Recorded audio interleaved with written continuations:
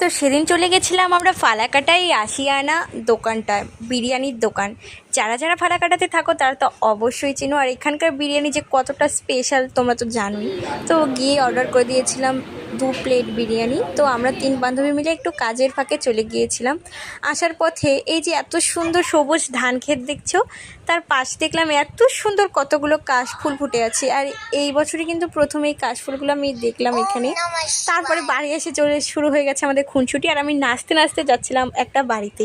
একটা বাড়ি বলতে এটা আমার একটা পিসি হয়, পিসির বাড়িতে আজকে ছিল বারের পুজো। বারের পুজো বলতে নারায়ণ পুজো এবং শনি পুজো একসঙ্গে করা হয়েছে।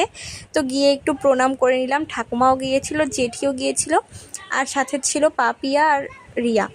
তো এখানে গিয়ে দেখলাম যে এখনও প্রসাদটা বানানো হয়নি, তাই আমরা ভাবলাম যে পাশের আরেকটা বাড়িও পুজো হয়েছে এবং সেখানেও আমাদের নিমন্ত্রণ ছিল। তো তার জন্য প্রথমে আগে ওই বাড়িতে আমরা চলে গিয়েছি।